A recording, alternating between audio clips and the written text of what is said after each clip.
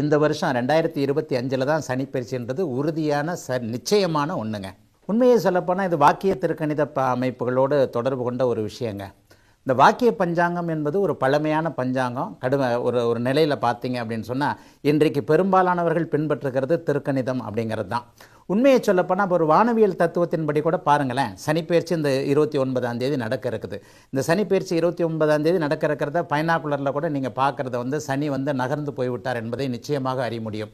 இந்த வாக்கிய பஞ்சாங்கம் மெதுமெதுவாக செல்வாக்கு இழந்து கொண்டிருக்கின்ற அந்த வாக்கிய பஞ்சாங்க ஜோதிடர்கள் மட்டும்தான் இன்னும் விடாப்பிடியாக அந்த பிழையான வாக்கிய பஞ்சாங்கத்தை பின்பற்றி இப்பொழுது சனிப்பெயர்ச்சி அடுத்த வருஷம்தான் அப்படின்னு சொல்லிட்டு மக்களை குழப்புகின்ற ஒரு வேலையை செஞ்சுக்கிட்டு இருக்கிறாங்களே தவிர, உலகம் முழுக்க ஒத்துக்கொள்ளப்பட்ட அமைப்பின்படியும் உண்மையான சனியுடைய மாற்றத்தின் நகர்வின் படியும் பெரும்பாலான நம்ம இந்தியாவிலே கூட பார்த்தீங்கன்னா தமிழ்நாட்டை தவிர மற்ற எல்லா மாநிலங்களும் இப்போது திருக்கணிதம் அப்படி தாங்க நடக்குது. ஏன் இன்னும் சொல்லப்போனால் திருமலை, அதாவது இவர் நம்ம திருவேங்கடன் சொல்லக்கூடிய திருப்பதியில் கூட 2005 திருக்கணிதம் அப்படி தாங்க கொண்டாடுறாங்க. உண்மையிலேயே சனியினுடைய மாற்றம் என்பது விஞ்ஞான ரீதியாகவும் இயக்க ரீதியாகவும் இந்த வருடம் மார்ச் மாதம் 29ஆம் தேதியில் என்ன ஒரு 20 நாளில் நடக்கக்கூடிய இந்த சனிப்பெயர்ச்சி தாங்க உண்மையாக சரியானது. தவறான பஞ்சாங்கம் என்று சொல்லப்படக்கூடிய வாக்கிய பஞ்சாங்கத்தின் அடிப்படையில் உங்களுக்கு சனிப்பெயர்ச்சி இன்னும் ஒரு வருஷம் தள்ளி போகுதுன்னு சொல்கிறாங்க. அது உண்மை கிடையாதுங்க. நிஜமாகவே இந்த வருஷம் மார்ச் மாதம் இன்னும் ஒரு 20 நாளில் சனிப்பெயர்ச்சி நடக்க போகிறதுங்க. அதுதாங்க உண்மையான சனிப்பெயர்ச்சி.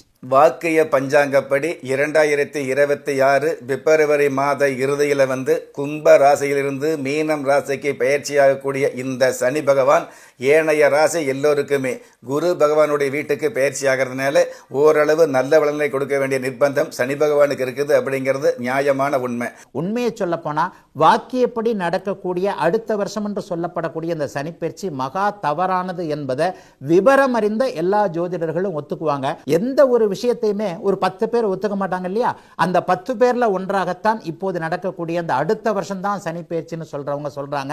மரபு ரீதியாக கோவில்களில் வருஷா வருஷம் வாக்கியப்படி கொண்டாடப்படுகிறது என்பது உண்மை என்றாலும் கூட அரசாங்கம் இந்த விஷயத்தில் ஒரு கருத்தொற்றுமை, ஒரு முக்கியமான ஒரு மாற்றத்தை எடுத்து இந்தியாவில் இருக்கக்கூடிய எல்லா கோவில்கள்லையும், ஆந்திராவில் இருக்குது, கேரளாவில் இருக்குது, எல்லாத்துலேயுமே அதே மாதிரியான அமைப்பை தமிழ்நாட்டிலையும் கொண்டாடணும்னு கொண்டு வந்துட்டாங்கன்னா இந்த சர்ச்சைகளுக்கு இடம் இல்லைங்க. பெரும்பான்மையோருடைய கருத்துப்படி, விஞ்ஞான கருத்துப்படி, உண்மையான கருத்துப்படி, ஆன்மீக கருத்துப்படி, மகாபெரியவருடைய கருத்துப்படி திருக்கணிதம் தாங்க சரியானது. திருக்கணிதப்படி இந்த வருஷம் தாங்க சனிப்பெயர்ச்சி கொண்டாடுவது சரியானது.